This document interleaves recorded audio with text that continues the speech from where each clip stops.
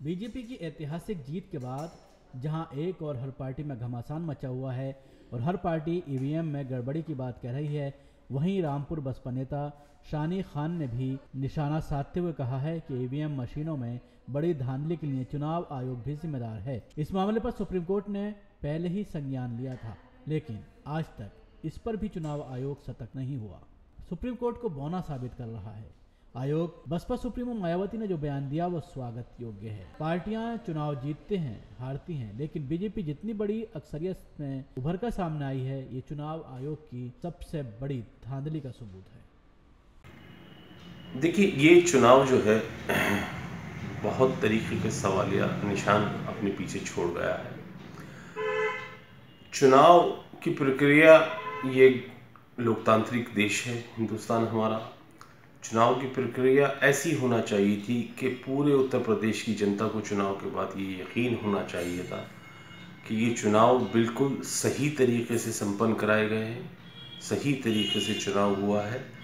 आज इस प्रदेश की जनता किसी भी शक की गुंजाइश में नहीं है, बिल्कुल कंफर्म है कि यहाँ पर जो चुनाव हुए हैं वो बिल्कुल ठीक नहीं हुए। इसीलिए इस चुनाव पे सवालिया निशान तरीके के उठाए जा रहे हैं।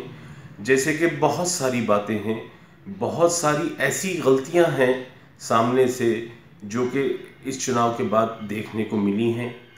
मैं एक सवाल आपके माध्यम से ये पूछना चाहता हूँ कि मेरा उत्तर प्रदेश का कुल जो पोल हुआ वो 60.03 था। उसके बाद जो पार्टी वाइज वोट मिला है उसकी परसेंटेज जो बताई गई है टीवी चैनल के माध्यम से 40% बसपा बीजेपी को वोट मिला है, 22 पॉइंट समथिंग बीएसपी को वोट मिला है, 28 पॉइंट समथिंग भाजपा सपा और कांग्रेस गठबंधन को मिला है। तो इसी तरीके से अगर हम वोट परसेंटेज देखते हैं तो ये तकरीबन 90 के करीब जाता है, जबकि कुल प्रतिशत वोट 60% हुआ है।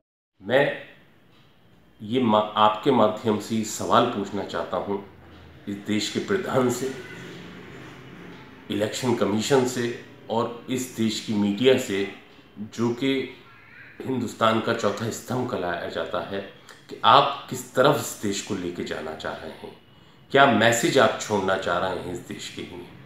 आप एक लोकतंत्र देश के रहने वाले सारे हिंदुस्तानियों पे क्या मैसेज छोड़ना चाहते हैं। आप ये मैसेज छोड़ना चाहते हैं हिंदुस्तान के लोगों पे कि जिनकी सरकारें होंगी सिर्फ वो इलेक्शन जीता करेंगे, या जो कमज़ोर लोग होंगे उनके फैसले पलट दिए जाएंगे, जो विपक्ष होगा उसको ख़त्म कर दिया जाएगा।